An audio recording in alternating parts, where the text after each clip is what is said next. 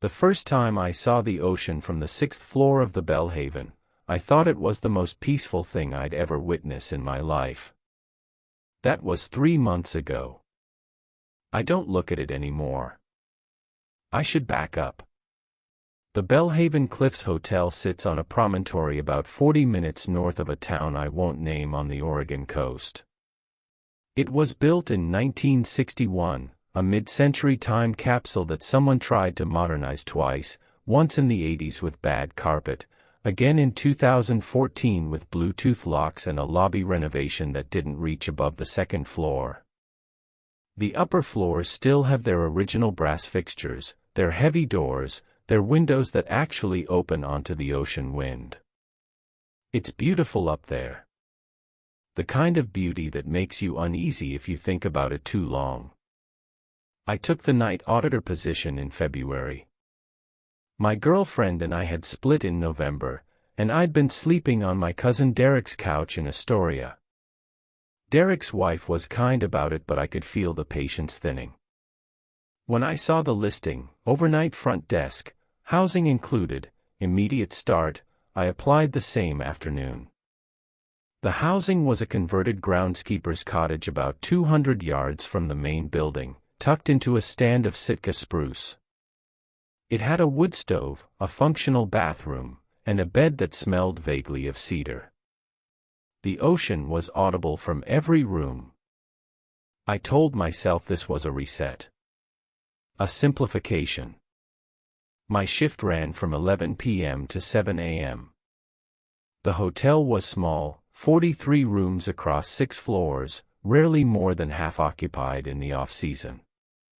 My job was simple: process any late arrivals, answer the phone, run the nightly audit at 2 a.m., walk the floors once at 4, and be present at the desk for early departures. The rest was silence and time. Gerald, the day manager, trained me across 3 overlapping shifts. He was mid-50s, ex-Navy, meticulous in a way that felt earned rather than anxious. He showed me the systems, the override codes, the maintenance contacts, the emergency binder. Standard things. On my 3rd night, just before he left, he pulled a laminated card from beneath the desk drawer, not from the binder, not from the employee manual, and set it in front of me. Sunrise protocols, he said. 5 of them. Non-negotiable. I picked it up. The card was typed, not printed. Old typewriter font, slightly uneven. No hotel logo. No date. It read: 1. Between 5:40 and 6:15 a.m., do not open any east-facing window on floors 4 through 6, regardless of guest request. 2. If the courtesy phone at the 6th floor landing rings during this window, answer it. Say nothing. Listen until it stops. Hang up. Do not reference the call to anyone.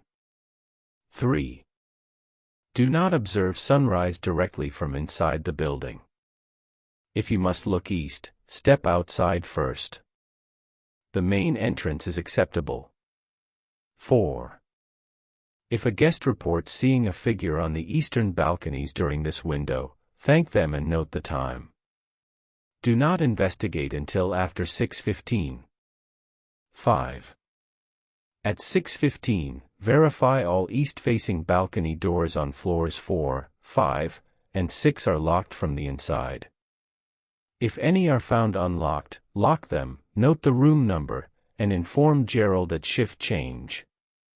Do not enter the room. I read it twice. Then I looked at Gerald. Is this a hazing thing? He didn't smile.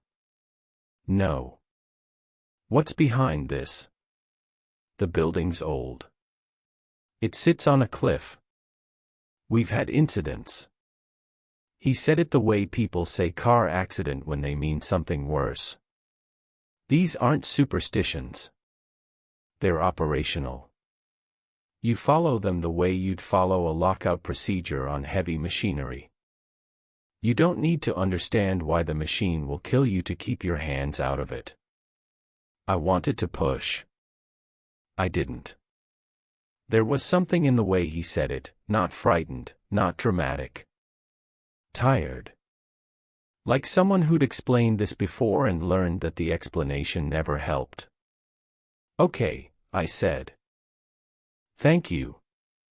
He put on his coat. You'll be fine. The nights are long but they're quiet. Most of the time. Most of the time. The first few weeks were exactly what he promised. Long, quiet nights. The lobby had a grandfather clock that ticked so loudly I could hear it from the back office. The building settled in the cold, groans and pops that I learned to catalog and ignore.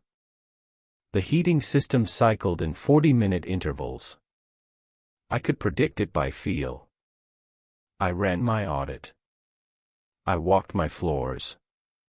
I followed the sunrise protocols without thinking much about them because nothing happened that made me think about them. The courtesy phone never rang. The balcony doors were always locked. No guests reported anything. I started to think Gerald was just careful, an old Navy man with an old building and an abundance of caution about liability. If you're listening to this late at night, alone, and you haven't turned it off yet, if this is the kind of thing you seek out in the dark, you might consider subscribing. I don't know who else I'd tell this to. The people in my life don't want to hear it. But maybe you do. It was the last week of March when the phone rang. 5:47 a.m. I know because I just checked the lobby clock against the desk terminal. The two were always 3 minutes apart and I developed a habit of noting which one I trusted at any given moment. At 5:47 by the terminal, 5:44 by the clock, the red light on my switchboard lit for the 6th floor landing. No one was staying on the 6th floor that night. I'd checked in 2 guests total, a couple in 203 and a solo traveler in 411. The 6th floor was empty. Had been empty for 3 days. I answered from the desk. That wasn't explicitly covered in the protocols. They said answer the phone on the landing, but the system routed through the main switchboard regardless. I picked up the receiver. Silence. No. Not silence. There was a quality to it, a depth, like holding a seashell to your ear and hearing not the ocean but the memory of the ocean. A vast, pressurized quiet. I could feel it against my eardrum the way you feel altitude change. I said nothing. That part one remembered clearly. Say nothing. Listen until it stops. It lasted 40 seconds. Maybe 50. Then a click, not mechanical, more like a mouth closing. And the line went dead. I hung up. I wrote nothing down because the protocol didn't say to write it down. I sat for a moment with my hands flat on the desk, feeling my pulse in my fingertips, and then I finished my shift. At 6:15 I walked the east-facing balcony doors. Floors 4 and 5, locked. Floor 6, room 604, unlocked. I locked it. I noted the room number. I told Gerald at shift change. He nodded once. Wrote it in his personal notebook, not the hotel log. Thank you, he said. Nothing else. It happened again 4 days later. Same window. Same pressurized silence. Same duration. Same room unlocked afterward, 604. And again the following week. This time 601. I started paying attention to the sunrise times. In late March on the Oregon coast, sunrise was around 7:10 a.m. The protocol window, 5:40 to 6:15, was well before actual sunrise. It corresponded to nautical twilight. The period when the sky begins to lighten but the sun is still 6 to 12 degrees below the horizon. The period when the ocean starts to become visible as a dark plane rather than an absence. I'm not sure why the detail mattered to me. It just did. The protocols weren't about sunrise. They were about the light before sunrise. The threshold period. In the second week of April, a guest in 502 called the front desk at 5:55 a.m. "There's someone on the balcony next door," she said. "I can see them through the partition. They're just standing there." My throat tightened. "Thank you for letting me know, ma'am. I'll note the time. Can I ask, can you describe what you're seeing?" "It's dark. I can just see the shape. They're facing east. Toward the water." A pause. "They've been there since I woke up. They haven't moved." "What time did you wake up?" "Maybe 10 minutes ago. The sound woke me." "What sound?" "Like a phone ringing. But far away. Not in my room." I thanked her. I told her everything was fine. I told her I'd check on it after 6:15 and she accepted this with the easy compliance of someone who wanted to go back to sleep. The room next to 502 was 504. At 6:15 I went up. The balcony door to 504 was unlocked. The balcony was empty.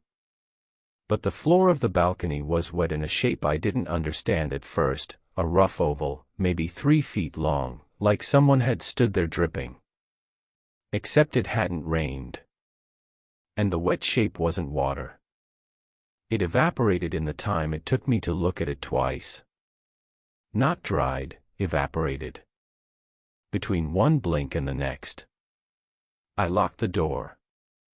I noted the room. I told Gerald. This time he closed his notebook and looked at me directly. "Are you sleeping well?" "What?" "In the cottage. Are you sleeping well? Any trouble?" "No. I'm fine." "Good." He held my gaze a moment longer than was comfortable. "Keep following the protocols. They work. They work." That's what he said. Not, "They keep us safe," or, "They prevent something." They work. Like a machine. Input, output. Follow the steps, get the result. The result being, what? Not the absence of the phenomenon. The phenomenon was clearly ongoing. The result was something else. Containment, maybe. Management. The way you manage a tide, you don't stop it, you just build the wall where it won't go over. I started reading about the Belhaven. The library in town had a local history section, 3 shelves of self-published memoirs and photocopied newspaper clippings. The hotel had been built by a developer named Karsten Wigg, a Norwegian immigrant who'd made money in timber. He chose the site specifically, the promontory, the eastern exposure, the unobstructed view of the horizon. The original brochures advertised sunrise views from every upper floor room. What I found in the newspaper archives was harder to assemble. The Belhaven had been closed 3 times since 1961. Once in 1974, once in 1989, and once in 2003. Each closure lasted between 6 months and 2 years.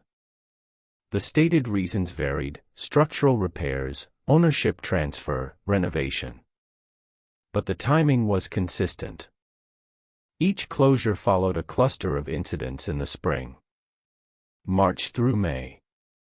The incidents were reported obliquely. 2 drownings in 1974, guests found in the water below the cliff in early morning. One disappearance in 1988, a woman in room 601 whose belongings remained but who was never located.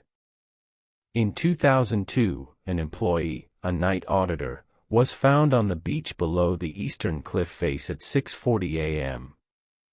The fall was ruled accidental. He'd been employed for 4 months. I sat with that last one for a long time. A night auditor. 4 months. I was in month 3. April became May. The calls continued, every 3 to 5 days, always in the protocol window. I answered. I listened. I hung up.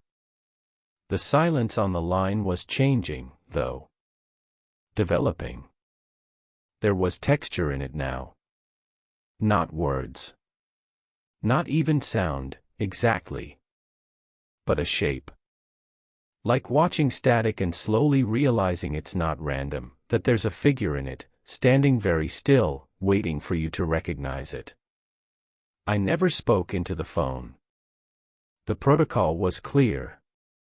But one morning, May 4th, 5:51 a.m., I breathed. Not intentionally. Just a normal breath, slightly deeper than the others, and on the line the silence shifted. Contracted. Like something leaning closer to the receiver on the other end. The call lasted 2 minutes and 13 seconds that morning. I watched the clock. I want to be clear about something. I was not afraid the way you're afraid of a threat. Nothing had threatened me.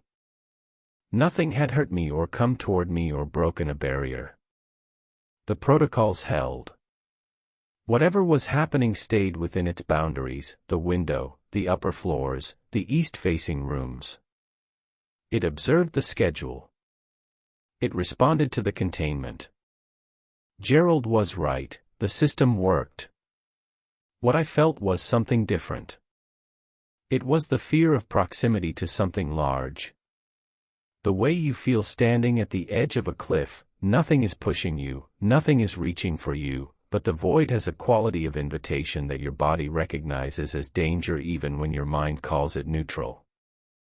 The Belhaven had that quality. It radiated from the east-facing windows on the upper floors during the protocol window. Not constantly. Not when you weren't paying attention. But in the moments between, in the spaces between checking the clock and walking away, in the breath after you hung up the phone, there was a pull. Subtle. Directional.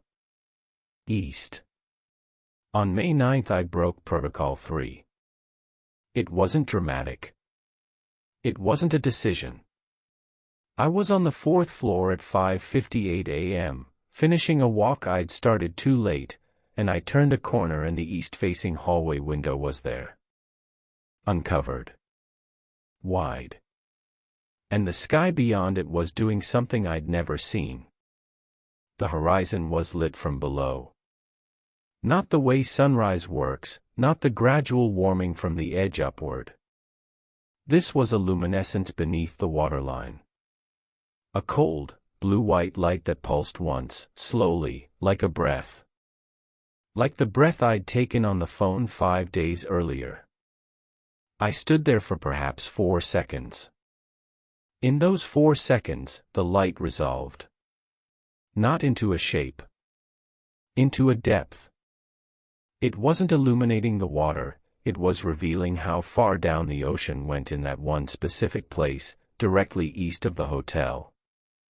And at the bottom of that depth, miles down, impossibly deep, something was looking up. Not at the building. At the window I was standing in. I stepped back. The hallway was dark and close around me. The clock at the end of the corridor read 6 a.m. I walked to the stairwell. I went down to the lobby. I sat at the desk and put my hands flat on the surface and counted my breaths until they slowed. At 6:15 I checked the balcony doors. All locked. Nothing unlocked. Nothing wet. Nothing moved. But my face felt warm on the left side. The side that had been toward the window. It stayed warm for the rest of the day. Like mild sunburn but with no redness. Just heat, deep under the skin, as if something had touched me from a long way away. I didn't tell Gerald. I don't know why. I'd been obedient up to that point, reporting every call, every unlocked door, every detail. But this felt different. This felt like something that telling would make more real. Or worse, telling would reveal that Gerald already knew, and his knowing would mean the protocols weren't protective, they were selective. They didn't keep the thing out. They kept the thing focused on the correct area. The windows. The balconies. The upper floors. And maybe, the night auditor. May 11th. I couldn't sleep during the day. The cottage was still comfortable, still quiet, still cedar-scented, still hidden in the spruce. But I lay in bed and felt the warmth in my face and thought about the men in 2002. The night auditor. Found on the beach. 4 months in. I thought about what it would feel like to stand on one of those balconies at 5:50 in the morning and see what I'd seen through the hallway window, but directly, unmediated, with the door open and the wind coming in and the light rising from below. The thought was not suicidal. I want to be clear about that. It was not a desire to fall or to die. It was a desire to see. Purely. Completely. The way you want to see the bottom of something clear and deep. The impulse wasn't toward death. It was toward completion. And that scared me more than anything else had. 5:43 a.m. May 12th. The phone rang. I answered. The silence breathed. Not mine this time. The silence itself had respiration. A rhythm. In and out. Slow. Patient. The rhythm of waves but not waves. The rhythm of something sleeping that was beginning to wake. And then, for the first time in 3 months of answered calls, sound. Not a voice. Not words. A tone. A single sustained note, low and resonant, like a wine glass being played with a wet finger. It came through the receiver and filled the booth of my skull, and I felt it in my teeth, in my sternum, in the soles of my feet. 6:01 a.m. I was still holding the receiver. 6:04 a.m. The note was still sustained. Unchanging. No breath in it. No source point. Just presence. I hung up. The note continued for 3 seconds after I set the receiver down. It was in the walls. In the pipes. In the bones of the building. Then it faded, not stopped, faded, like a train moving away from you. Getting farther. Not gone. I sat. 6:15. I went up. 6th floor. Every east-facing balcony door on the floor, 601, 602, 603, 604, 605, 606, was unlocked. All of them. I locked them one by one. My hands were steady. I noted each room number. In 604, the balcony was wet again. The same oval shape. But larger this time. Longer. As if the thing that had stood there was taller than before. Or closer to the glass. I told Gerald about the doors. All 6. His face did something I hadn't seen before, a tightening around the eyes that wasn't surprise but recognition. Like a doctor seeing a test result they'd been expecting. "How are you sleeping?" he asked again. "Not well." "Describe it." "I lie awake. My face is warm. I think about the east side of the building." He set down his pen. "Which floor?" "6. "Which room?" I didn't answer immediately because I hadn't thought about a specific room consciously. But the moment he asked, I knew. I knew the way you know which way is north, not by reasoning but by feeling the pull. 604. He nodded. He opened his desk drawer, not the one with the binder, a deeper one, locked with a key on his personal ring, and pulled out a folder. Thin. Maybe 20 pages. He set it in front of me. "Read this." "Here." "Don't take it home." The folder contained employee incident reports. 7 of them, spanning 1968 to 2014. Each report concerned a night auditor. Each followed the same progression. Phase 1, normal adjustment period. 2 to 3 weeks. No anomalies. Phase 2, protocol engagement. Phone calls begin. Balcony doors found unlocked. Duration, 4 to 6 weeks. Phase 3, sensory involvement. Auditor reports warmth, pulling sensation, sleep disruption. Increased attention to east-facing windows during protocol window. Duration, 2 to 4 weeks. Phase 4, direct observation. Auditor views phenomenon through east-facing window. Reports undersea luminescence, depth perception anomaly, and sensation of being seen. Duration, variable. 1 to 3 incidents. Phase 5, identification. Auditor develops specific focus on single room. Room 604 in 5 of 7 cases. Room 601 in 2. Auditor reports desire to enter room during protocol window. Desire characterized as non-suicidal but compelling. Phase 6. The 6th phase had only 2 entries. The first was the 2002 auditor. Found on the beach. The report noted that he had unlocked 604's balcony door from inside at approximately 5:50 a.m., based on the electronic lock log. He had been alone. No sign of struggle. The coroner noted an unusual detail, mild radiation burns on the face and hands, consistent with brief UV exposure far exceeding ambient levels for the time and conditions. The second entry was from 2014.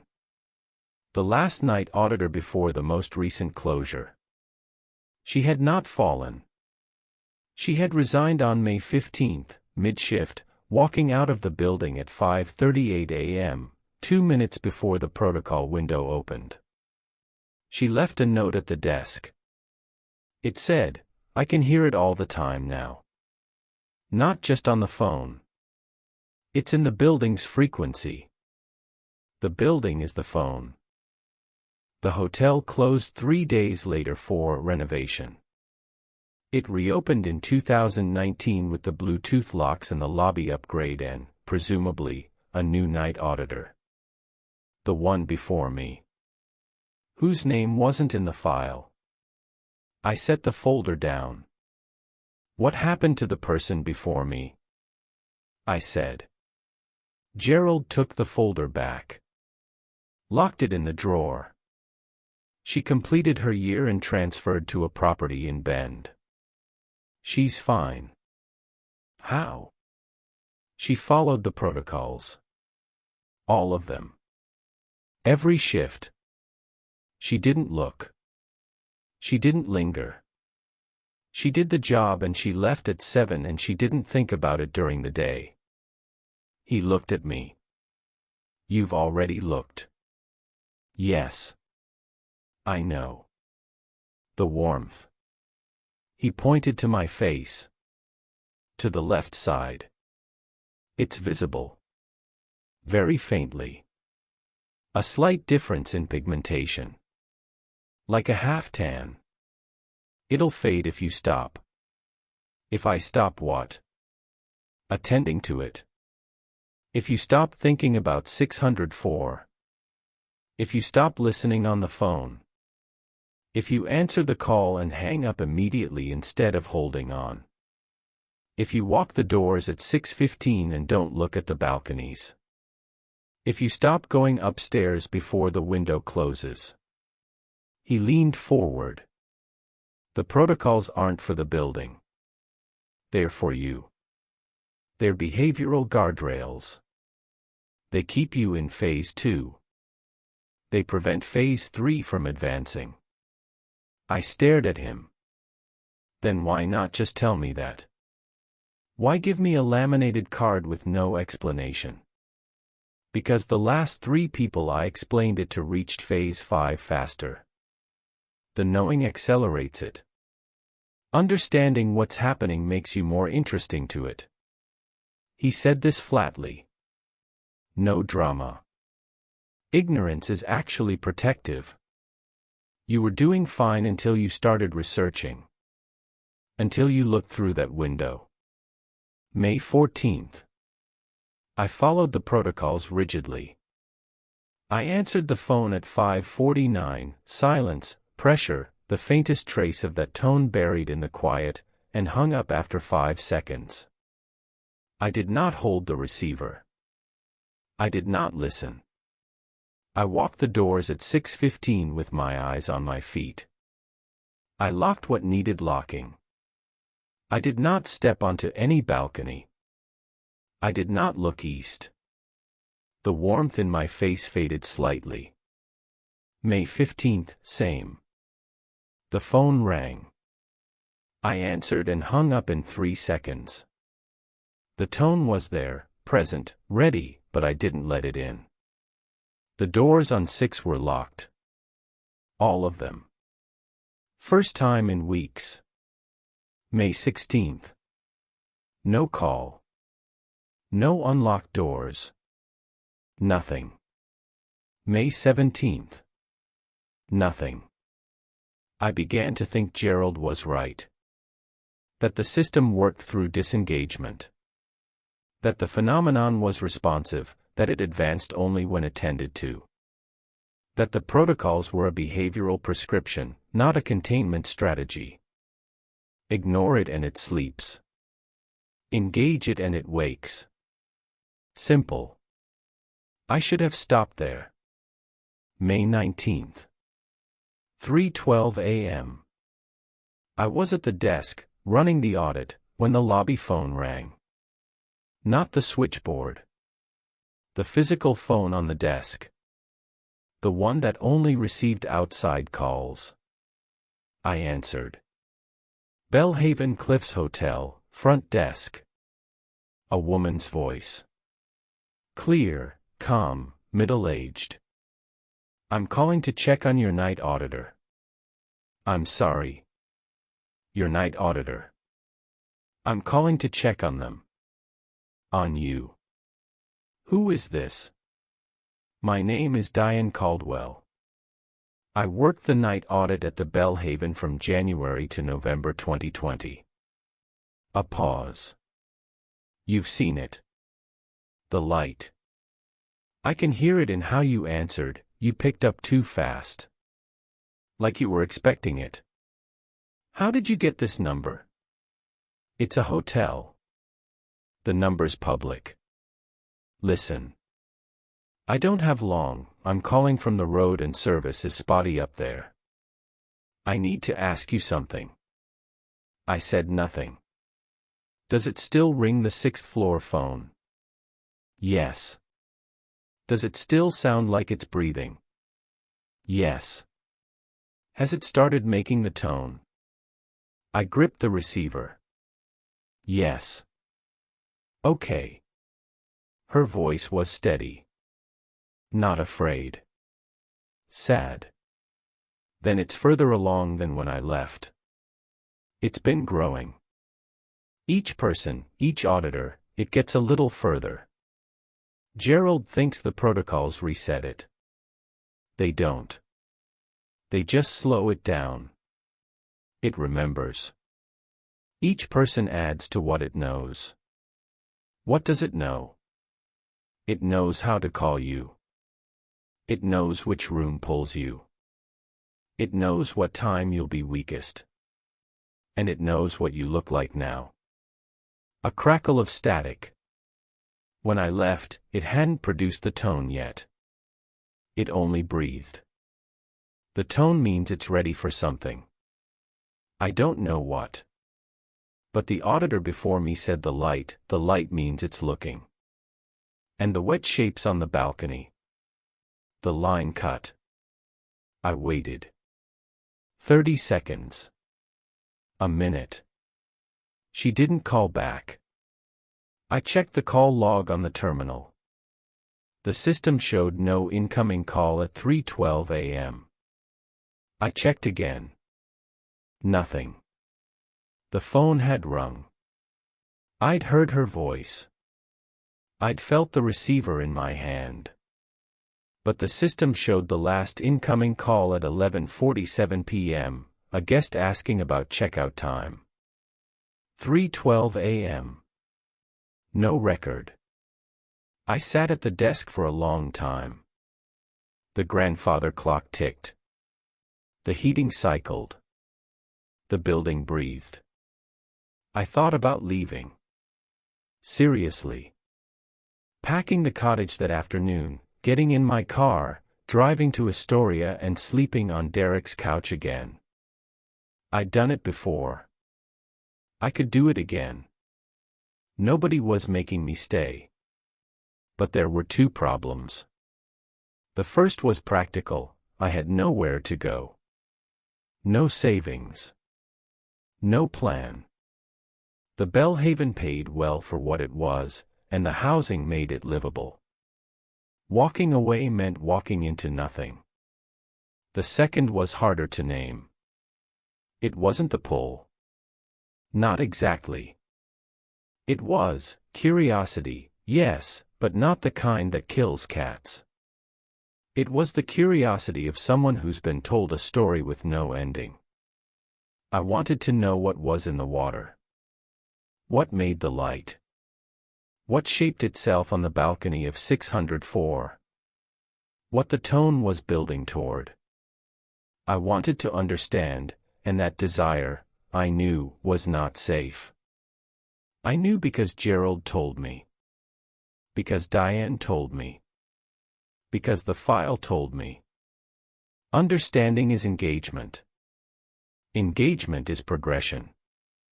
Progression leads to phase 6. But here's what none of them told me, what no one ever tells you, which is what to do with a mystery that knows your name and calls you every 3 days at the threshold between dark and light.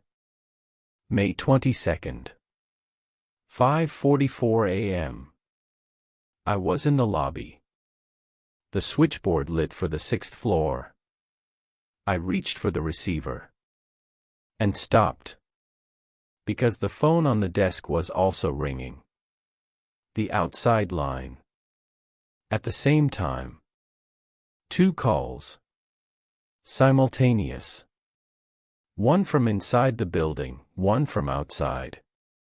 I looked at both lines flashing and I understood, with a clarity that felt borrowed, not reasoned but given, that one of them was the phenomenon and one of them was Diane. Or that both were the phenomenon. And the voice I'd heard on May 19th had never been Diane at all. I answered the switchboard. The 6th floor. The silence was there, dense, respirating, suffused with the undertone. I held it for 3 seconds and hung up. The outside line stopped ringing the moment I hung up the switchboard. 5:52 a.m. I didn't go back to the desk. I went to the main entrance. The east-facing glass doors. I stepped outside, Protocol 3 permitted this, and looked east. The sky was a deep indigo lightning at the horizon. The ocean was black and silver. Normal. No light from below. No luminescence. Just the Pacific being the Pacific, vast, indifferent, cold. I stood there for 2 minutes. Wind against my face. Salt air. The concrete of the promontory under my shoes. Everything real. Everything fine. At 5:54, a sound. Not from the ocean. From above. A balcony door opening. 6th floor. The sound of the latch, the slide of glass in its track, distinctive, unmistakable. I'd opened and closed those doors dozens of times during my checks. I looked up. The door was open. The curtain moved in the wind, pale, billowing outward. And behind the curtain, at the threshold between the room and the balcony, there was a shape. Not a person. Not quite. It had the proportions wrong, too narrow at the shoulders, too long in the torso, slightly compressed as if it existed in a space with different rules about vertical distance. It wasn't looking at the ocean. It was looking down. At me. The warmth in my face returned. Not gradually. Instantly. Both sides now. My entire face, my neck, my hands, a flush of heat like opening an oven door. And with the heat came the tone. Not through the phone. Through the air. Through the building. Through the cliff itself. Rising from below, filling the space between the hotel and the sea, a single sustained frequency that I felt in my jaw and my spine and the liquid of my eyes. The shape raised one arm. Slowly. Not a wave. Not a gesture. A reaching. Downward. Toward me. Across 6 floors of cold salt air. I went back inside. I went to the desk. I sat. 6:15 a.m. I did not go upstairs. At 7, Gerald arrived. I told him everything. The simultaneous calls. The shape. The tone in the open air. The reaching. He listened without interrupting. When I finished, he sat in the chair across from me, the guest chair, the one facing the desk, and folded his hands. "I'm going to give you 2 options," he said. "And I need you to choose before your next shift." I waited. Option 1, you transfer out. Tonight. I have a contact at a property in Florence, inland, no cliffs, no ocean exposure. You can start there on Monday. No gap in employment. No references needed. Option 2. You stay. But the protocols change. We add a 6th rule. He reached into his coat pocket and pulled out a second laminated card. This one was handwritten. His handwriting. It read. 6. At 5:38 a.m., before the protocol window opens, enter room 604. Lock the balcony door from inside. Sit in the desk chair facing the door. Remain there until 6:15. Do not open the door. Do not look through the glass. Do not respond to sound. At 6:15, leave the room and resume standard duties. I read it 3 times. You want me to be in the room. The phenomenon is advancing because it's reaching outward. Through the phone. Through the window. Through open doors. It's trying to make contact at increasing distances.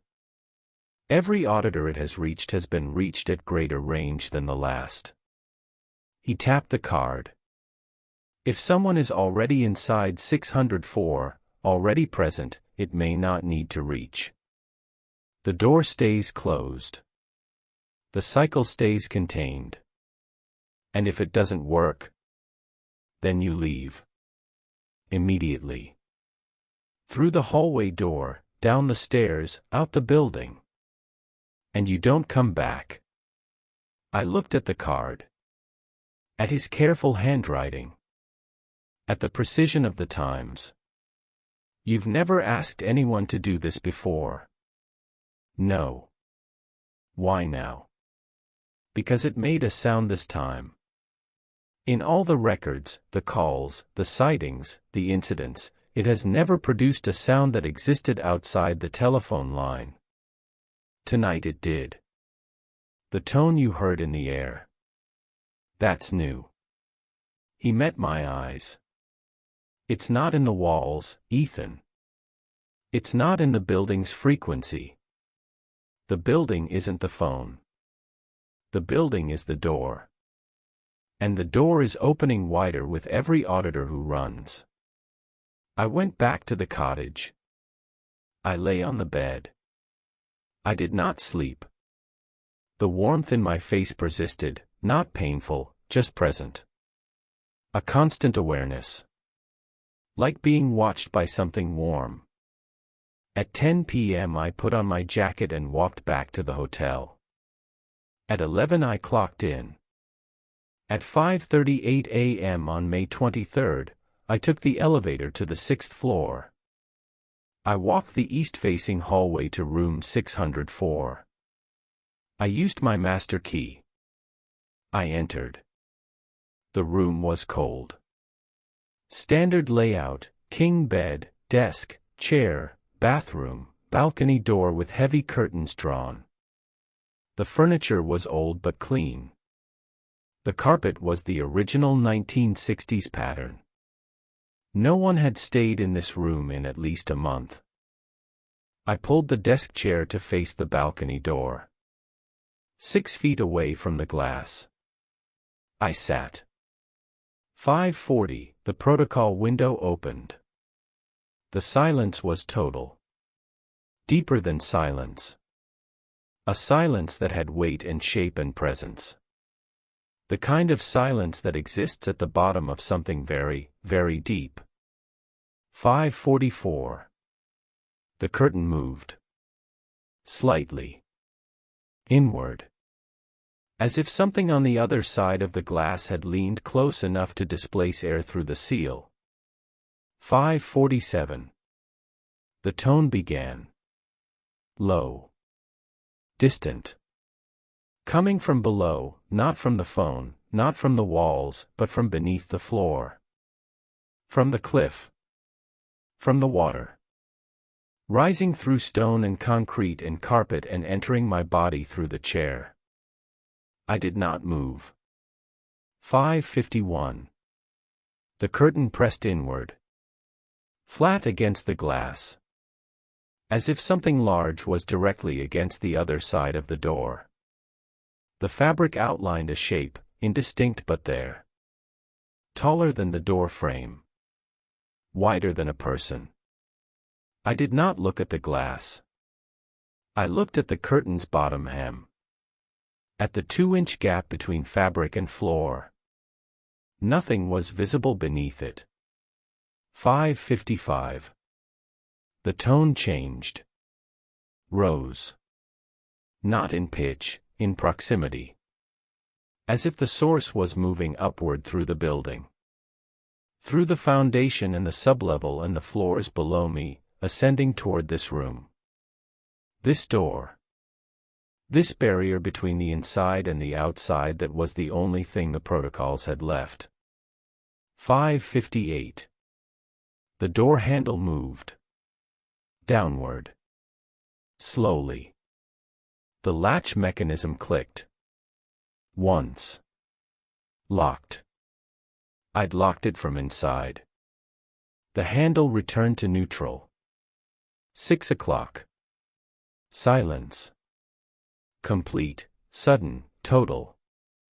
The tone stopped. The curtain relaxed.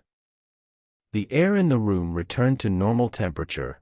I hadn't noticed it dropping, but my breath had been visible for the last 10 minutes. 6:05. Nothing. 6:10. Nothing. 6:15. I stood. My legs were stiff. My hands were shaking. The warmth in my face was gone. For the first time in weeks, completely gone. I felt the skin of my cheeks and it was cool. Normal. Mine. I walked to the door, the hallway door, and opened it. The corridor was empty and quiet and dim. I walked to the stairs. I went down to the lobby. Gerald was already there, 20 minutes early, sitting in the guest chair with his coat still on. "Well," he said. It tried the handle. Once. Then it stopped. He closed his eyes. I watched something move through his face, relief, yes, but also something else. Something like grief. The expression of someone who's confirmed a theory they didn't want to be right about. "It stopped," he repeated. "Yes." He opened his eyes. "Then we have a sixth protocol." That was 3 weeks ago. I've sat in room 604 every morning since. The tone comes. The curtain presses inward. The handle moves once. And then, at 6, it stops. Every time. Without variation. Without advancement. I think Gerald is right. I think presence contains it. Not understanding, not engagement, not attention, but simple physical presence on the other side of the door. Someone being there. Not looking. Not listening. Not trying to know. Just occupying the space between the phenomenon and the interior of the building. But I think about something else, too. Something Gerald hasn't said and Diane never got to finish. Each auditor advances the phenomenon. That's what the file showed. Each person adds to what it knows. The 1968 auditor gave it the ability to call. The 1974 one gave it the ability to unlock doors. Someone gave it the ability to produce a shape. Someone gave it the tone. I gave it the ability to exist in open air beyond the phone line. And now it knows that someone will be in 604 at 5:38 every morning. Now it knows exactly where I am. Now it presses against the door, and the door holds, and it stops. But each morning, the handle moves a little more slowly. As if it's not testing the lock anymore. As if it's learning the lock. The mechanism. The way tumblers work. The way a latch relates to a bolt. And I sit there, 6 feet from the glass, and I do not look, and I do not listen, and I do not try to understand. But I am there. And I think, I can't stop thinking, that being there might be the last thing it needed to learn. Not what I look like. Not how I sound. Not which room pulls me. Where I'll be. At what time? Alone. With the door locked from the inside and nowhere to go but down. The ocean is very far below. I've measured it, 214 feet from the 6th floor balcony to the water. I don't know why I measured it. I told myself it was procedural. Practical. Something an auditor should know. I measured it on a Tuesday. I remember because the tide was low and the rocks were visible and the distance seemed, for just a moment, like something I could survive. I don't look at the ocean anymore. But every morning at 5:38, I go upstairs. And every morning, the handle moves a little slower. And I stay. May 27th, Tuesday. Shift begins normally, 11 p.m. clock in, lobby quiet, 2 guests checked in on the second floor. The building settles into its nighttime rhythm. Heating cycle. Clock tick. The distant sound of the ocean through the walls, muffled but constant, like blood moving through something too large to see. I run the audit at 2 a.m. Numbers match. I reconcile the folios. I print the reports Gerald wants on his desk. The normalcy of it grounds me, the mechanical steps, the screen glow, the keystrokes. This is real. This is just a job. At 4 a.m. I walk the floors. I take the stairs. Second floor, silent, do not disturb signs on 203 and 207. Third floor, empty. Fourth floor, empty. I do not go above 4 during the walk.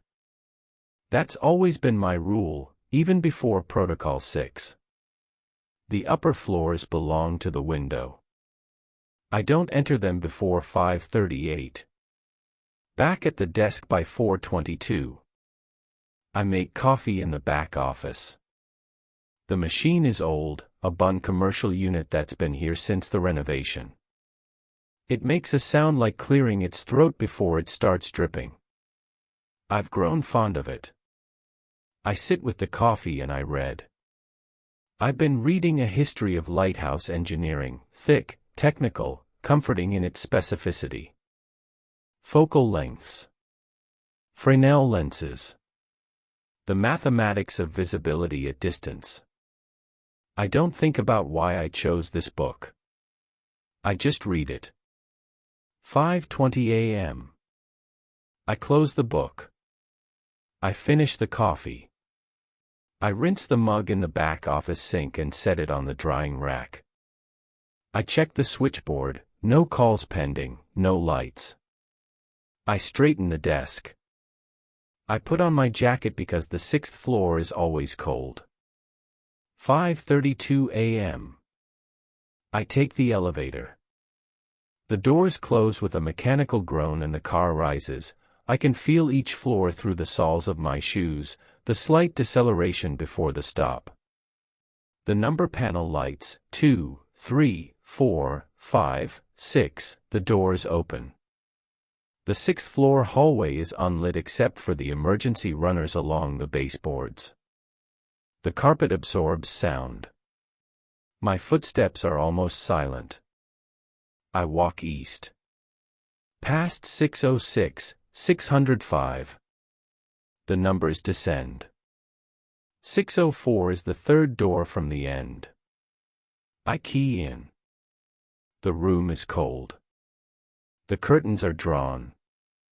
The desk chair is where I left it, 6 feet from the balcony door, facing it directly. I sit. 5:38 a.m. The window opens. Nothing happens for the first 2 minutes. It never does.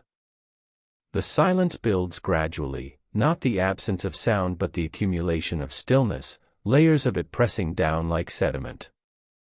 I breathe slowly. I look at the curtain's bottom hem. The 2-inch gap. The carpet beneath it. 5:41. The first change, temperature. The air in the room drops perhaps 3 degrees over 30 seconds. I can feel it on my knuckles, on my earlobes.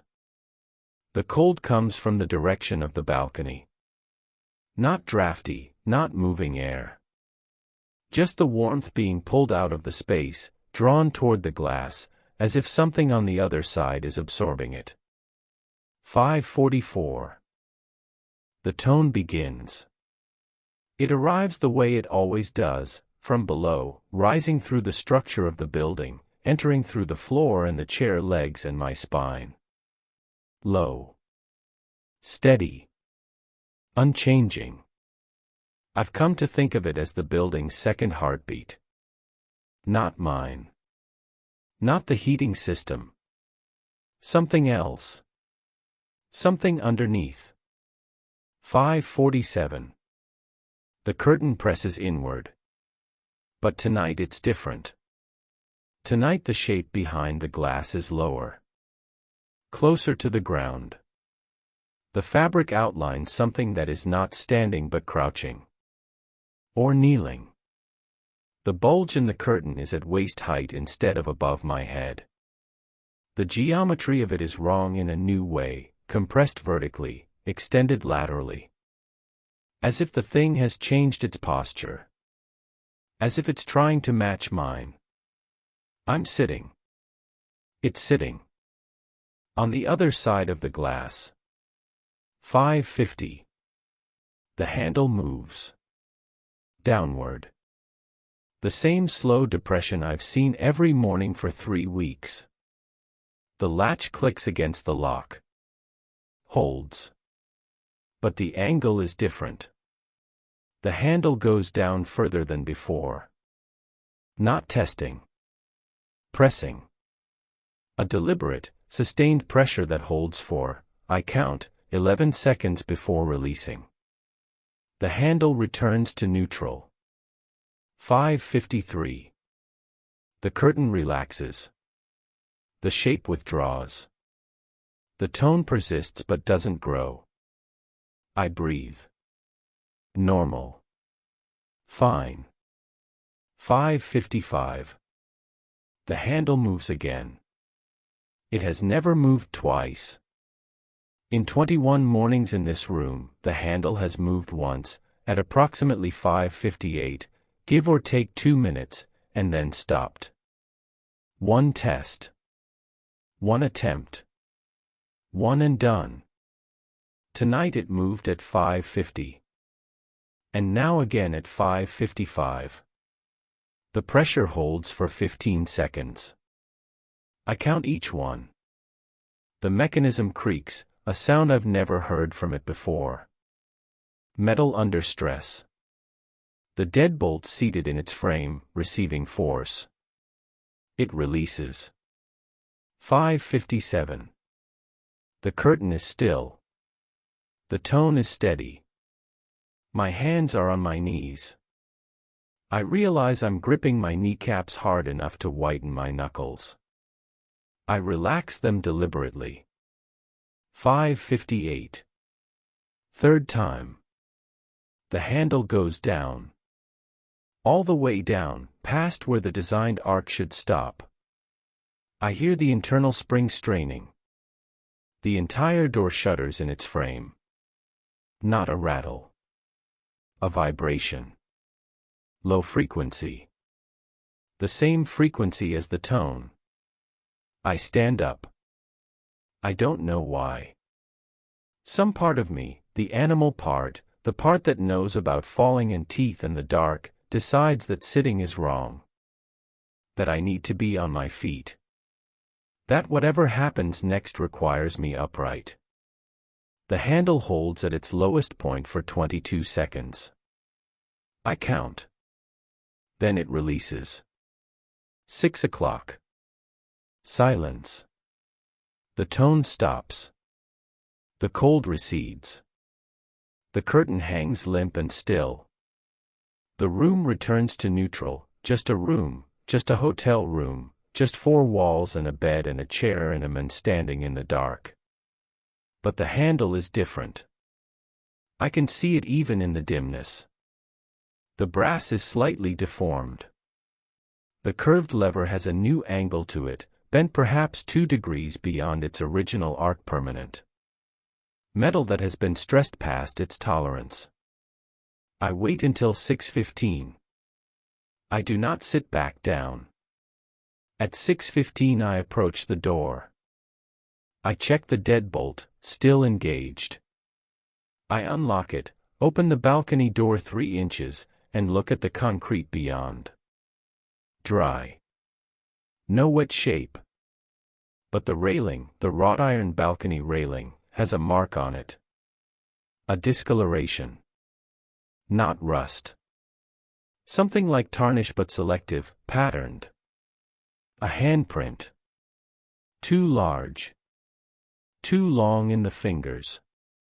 Pressed into the iron as if the metal had been warm enough to accept an impression. I close the door. I lock it. I leave the room. I tell Gerald about the 3 attempts. About the deformed handle. About the handprint on the railing. He replaces the handle mechanism that afternoon. I watch him do it, standard hardware, standard installation. He tests it 3 times. He doesn't ask me how I'm feeling. He doesn't ask me about sleep. He just replaces the handle and leaves. May 28th through May 31st. The phone does not ring during the protocol window. The courtesy phone on the 6th floor landing stays silent. I sit in 604 each morning. The tone comes. The curtain presses. The handle moves, once per morning, not 3 times. Back to the pattern. But the crouching posture persists. Whatever shape the curtain outlines, it's at my level now. Seated height. Facing me through the glass. I start bringing a notebook. Not because Gerald told me to. Because I need to document. I need the act of writing to remind me that I'm the observer, not the observed. I note times. Durations. Temperatures. I bought a cheap thermometer and hang it on the desk lamp. The room drops between 4 and 7 degrees during the protocol window. It's consistent. June 1st, Sunday. My day off. I sleep until 3 p.m. and drive into town for groceries. The library is closed, but I stop at the Historical Society, a 2-room operation in the basement of the municipal building, staffed by a woman named Carol who is either the president or the sole member. I ask about the Belhaven's original construction. Specifically, the foundation. The cliff. What was there before?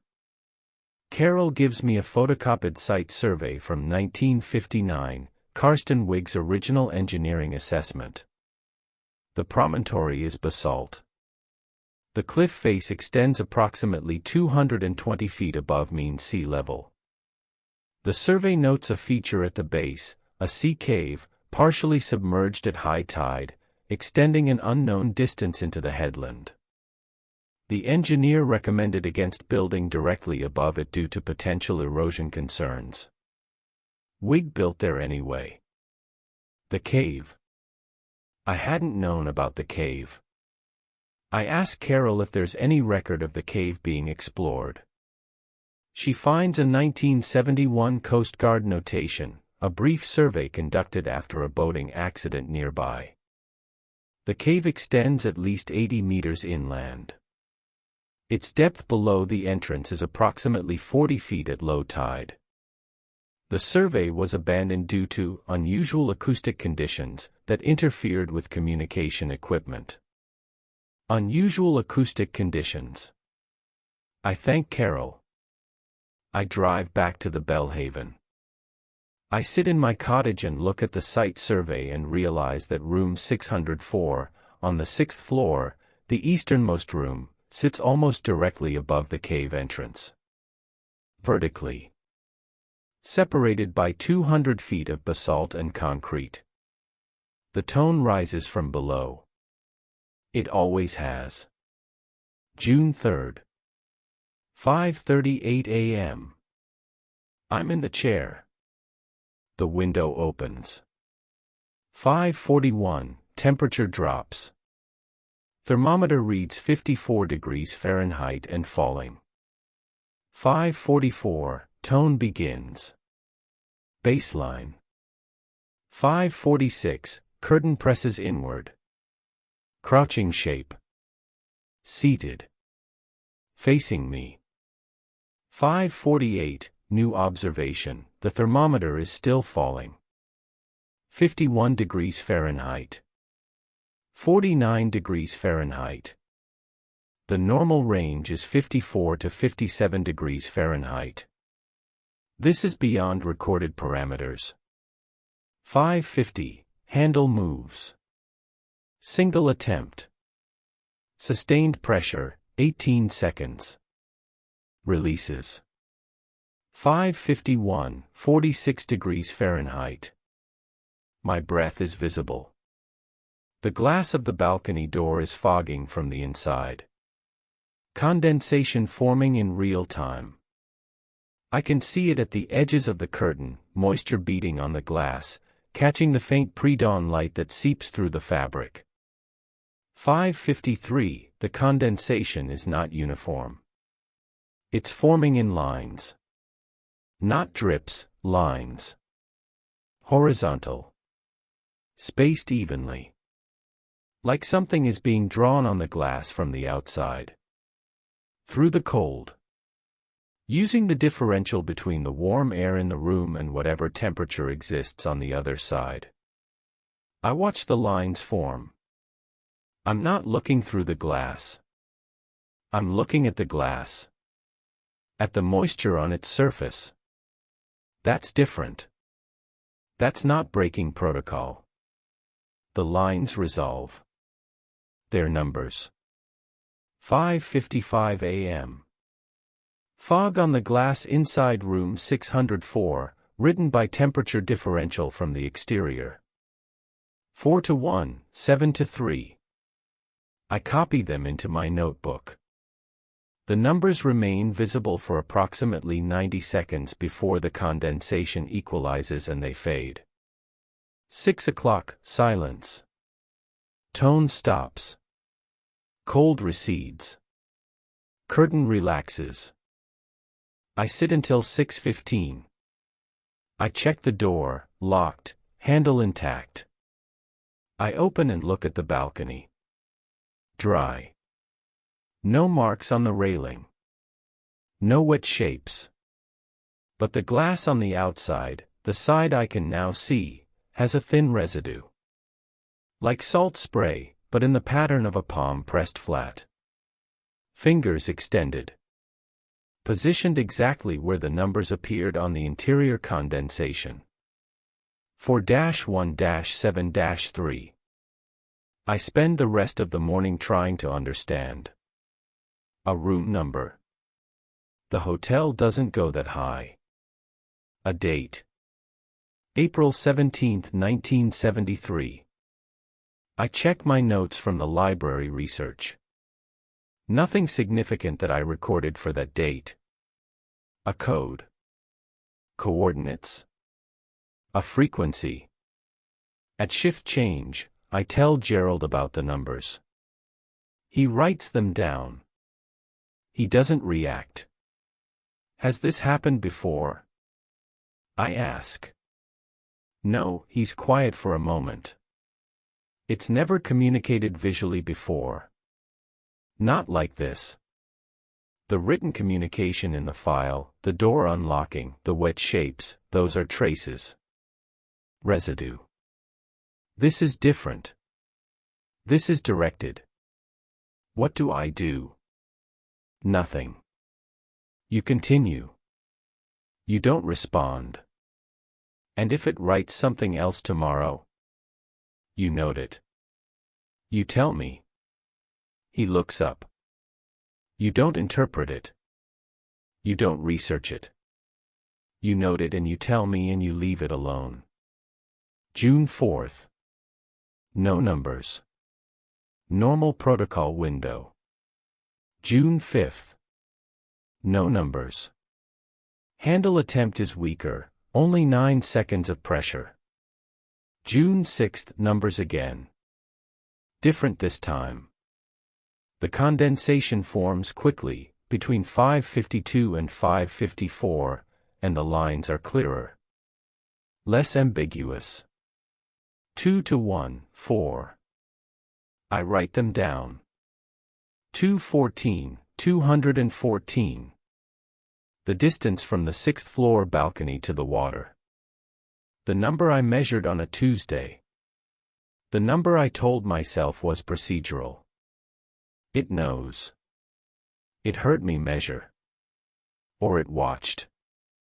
Or it simply knows the distance the way it knows which room I'll be in and what time I'll arrive. It wrote my number back to me. I don't tell Gerald about this one. I don't know why. Something in me resists, not protectively, not out of fear, but out of a strange, terrible intimacy. The number is mine. I measured it. And now it's been returned to me like a letter answered. Like a conversation I didn't know I'd started. This is how it works. This is phase 5. The identification. The specific focus. The room becomes yours. The phenomenon becomes personal. Not institutional. Not general. Yours. I know what this is. I can see the machinery of it. I can name each component and describe its function. And I sit in the chair anyway. Every morning. Because the protocols say to. Because Gerald says presence contains it. Because the handle only moves once and the door holds and at 6 o'clock it stops. But it's writing to me now. And I haven't written back. Yet. June 8th. 5:38 a.m. I sit. I have my notebook. My thermometer. My pen. 5:44, tone. 5:46, curtain. Crouching shape. Matching my posture. 5:50, temperature dropping faster than previous mornings. 52, 48. 45, 43. 5:51, condensation forming. Faster. Clearer. The lines appear with precision, no ambiguity, no dripping, no distortion. The numbers. 6 to 0, 4. I look at them. I'm in room 604. It's writing the room I'm in. It's telling me it knows where I am. Or it's telling me what it is. Not a room number. A name. An identity. 604, the room, the space, the threshold between inside and out, is what it calls itself. Or what it's become. The cave below. The balcony above. The glass between. 604 is the point where they meet. The intersection. The numbers fade at 5:56. The handle doesn't move at all. The tone recedes at 6 o'clock and the cold lifts and the curtain drops and I sit in the silence of a room that just named itself to me. June 9th. I buy a grease pencil from the hardware store in town. White. The kind used for marking glass and metal. I put it in my jacket pocket. I don't plan to use it. I tell myself it's a contingency. Documentation equipment. If the numbers appear again, I might need to trace them before they fade. That's all. But the weight of it in my pocket feels like a decision already made. June 10th. 5:38, I sit. Pencil in my jacket. Jacket on the back of the chair. The tone comes. The cold comes. The curtain presses. Everything is normal, pattern, rhythm, schedule. 5:52, condensation forms. Numbers appear. This time they take longer. The lines are shakier. As if the temperature differential is harder to produce, as if whatever is writing is straining against something to form the shapes. The numbers resolve slowly, over perhaps 2 full minutes. S, T, A, Y. Not numbers. Letters. Stay. The word hangs in fog on the glass until 5:58, then fades. The handle does not move. 6 o'clock, silence. Normalcy. Cold lifts. Tone ends. I sit in the chair until 6:23. 8 minutes past protocol. I'm not frozen. I'm not trapped. I'm just considering. The word sits in my mind with a weight it shouldn't have. Stay. A request. An instruction. A plea.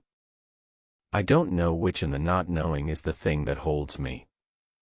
Because here's what I keep returning to, what none of the file entries or Gerald's careful protocols or Diane's broken phone call addressed. What if it's not trying to get in? What if it's trying not to be alone? The wet shapes on the balcony. Formed and evaporated. Never crossing the threshold. The handle tested and released, never forced. Never broken. In 60 years of this building, with something strong enough to deform brass hardware and etch iron railings, the glass has never been shattered. The door has never been breached. Whatever is out there, on the balcony, against the glass, pressing and pressing and pressing, it stops. It always stops. Not because the lock holds it. A force that can tarnish wrought iron with a touch could break a glass door. It stops because it chooses to. Because the door is a line it won't cross uninvited. And maybe the handle moving isn't a test of the lock. Maybe it's a knock. June 11th. I don't bring the grease pencil. I leave it in the cottage. I go to work. I run the audit. I walk the floors. I make coffee. I read my lighthouse book. 5:38, I sit in 6:04. I follow the protocol. The tone comes. The cold comes. The condensation forms early, 5:45. Earlier than it's ever appeared. And this time it's not numbers or letters. It's a shape. A circle. Simple. Drawn on the glass at seated eye level. About 6 inches in diameter. Like a porthole. Like a window within the window. And through the circle, through that one cleared patch of condensation where whatever is outside has breathed or pressed or warmed the glass from its side, I can see a faint light. Blue-white. Pulsing. The same light I saw through the hallway window in May. The light from beneath the water. The light that showed me how deep the ocean goes. I'm looking at it through a hole it made for me. A frame it constructed in the fog. An invitation shaped precisely to bypass Protocol 3, because I'm not looking through the window. I'm looking through the circle it drew. Through its mark. Through its communication. The light pulses. Once. Twice. In the rhythm of the tone. Of the building. Of the thing beneath. I close my eyes. I keep them closed until 6 o'clock. When I open them, the glass is clear. No condensation. No circle. No light. Just dawn, real dawn, orange and gold, breaking on the horizon the way dawn is supposed to break. Natural. Indifferent. Ordinary. I go downstairs. I clock out. I go to the cottage. I lie on the bed. I think about the word stay. I think about the men in 2002. Found on the beach. UV burns on his face. He went through the door. He didn't just stay, he stepped out. He accepted the invitation all the way. I think about Diane. Who left at 5:38. Before the window opened. Who told me it remembers. Who might not have been Diane at all. I think about Gerald's phrase, the building is the door. And I think about the cave.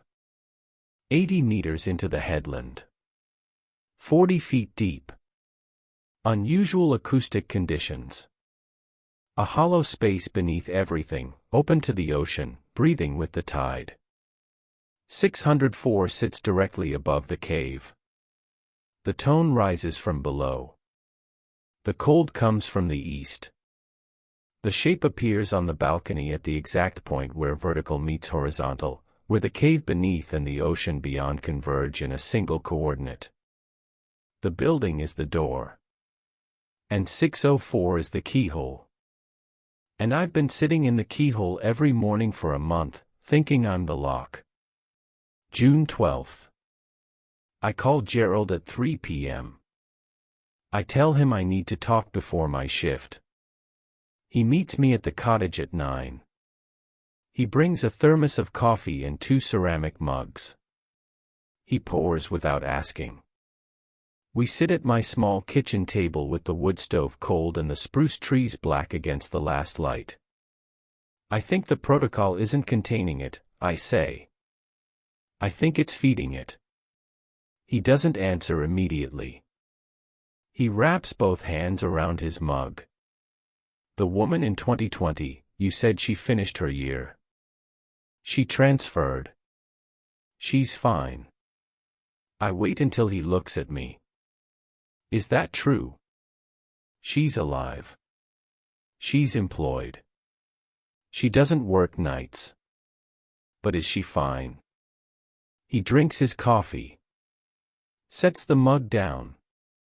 She doesn't go near the ocean. She lives in Bend, Central Oregon. High desert. As far from the coast as you can get and still be in the state. She's managing. Managing what? The sound. He says it simply. She hears it. Still. The tone. Faintly. Constantly. She says it's like tinnitus. She says it doesn't bother her anymore. I sit with that. The tone. Always. Even inland. Even hundreds of miles from the water. And me. If I leave now. If I transfer to Florence. What happens? Probably the same. You've heard it. You've seen the light. You've read its communication. Those things don't reverse. He meets my eyes. But they don't advance, either. Not without proximity. Not without the room. So I leave and carry a hum for the rest of my life. Yes. Or I stay and you keep sitting. And the door keeps holding. And maybe it never goes further than writing on glass. Or maybe it does. Or maybe it does. We sit in silence. The spruce trees creak in the wind. The ocean is audible, faint, rhythmic, permanent. Why do you stay? I ask him. You've been here 12 years. You've seen 7 auditors come through. Why don't you leave? Gerald sets his mug down. He rolls up his left sleeve. The underside of his forearm, from wrist to elbow, has the same faint discoloration I had on my face, a half-tan, a slight difference in pigmentation. But his is older. Settled. Permanent. I was the night auditor in 1996, he says. 9 months. I made it through the spring without incident because back then we only had 4 protocols. The phone. The windows. The outside rule. The balcony checks. I followed them perfectly. He rolls his sleeve back down. But I stayed too long. Not in the room, we didn't have that protocol yet. In the building. I started coming in early. Staying past 7. Spending extra time on the upper floors. Not looking, not listening, just being near. And nearness was enough. Enough for what? For it to recognize me. Specifically. Permanently. He touches his forearm through the fabric. I hear it. Always. Since 1996. I've never not heard it. I live in town. I drive here. I manage the building. I hire auditors. I write protocols. He looks at me with an expression I finally understand, not tired, not grieving, not afraid. Resigned. The resignation of someone who has been in a relationship for 30 years that they never chose and cannot leave. The protocols don't protect you from it, he says. They protect you from going further in. From reaching the point where you're not hearing it through walls. You're hearing it directly. Without the building between you. Without the glass. What happens then? I don't know. Nobody who's gotten there has described it afterward. He pauses. The ones who went over the railing. The ones who went down to the beach. They didn't fall. They went to find it. The cave. The source. They wanted to stand where it actually is. Without mediation. I'm still here. It's June 14th, or rather, June 15th, because it's 2 a.m. and I'm at the desk and the grandfather clock is ticking and the building is breathing, and in 3 hours and 38 minutes I'll go upstairs and sit in the chair and face the door. I haven't decided to leave. I haven't decided to stay. What I've decided, if this counts as deciding, is that I'll sit in that room one more time. And if it writes on the glass, I'll read what it writes. And I won't answer. And I won't look through whatever window it makes for me. And I'll get up at 6:15 and I'll walk down and I'll finish my shift. And maybe the next morning I'll do it again. And maybe eventually I'll stop. And I'll go to Bend or Florence or somewhere flat and inland where the sound is just a hum beneath everything, and I'll live with it the way Gerald lives with it, the way the woman before me lives with it, a permanent low-frequency companion that I'll learn to call tinnitus and ignore. Or maybe one morning the handle will go all the way down. And the lock will give. And the door will open. Not because it forced it. Because it finally learned how locks work.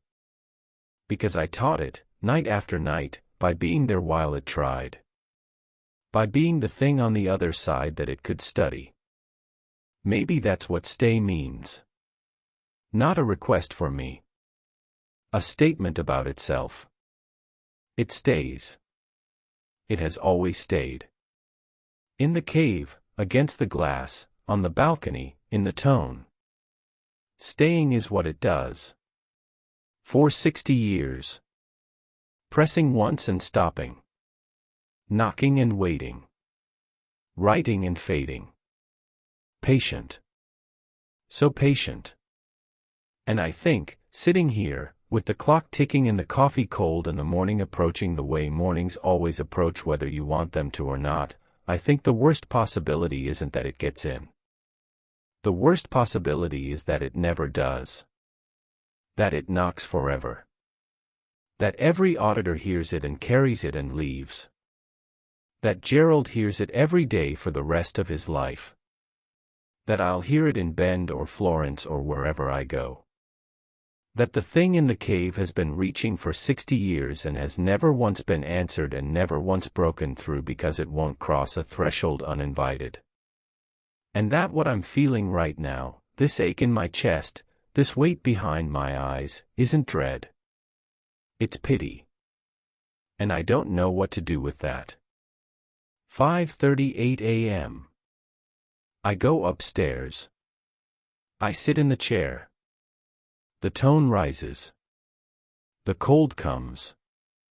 The curtain presses inward. and I wait, like it waits, for whatever morning finally breaks this open. Not today. But soon. I can feel it in the glass.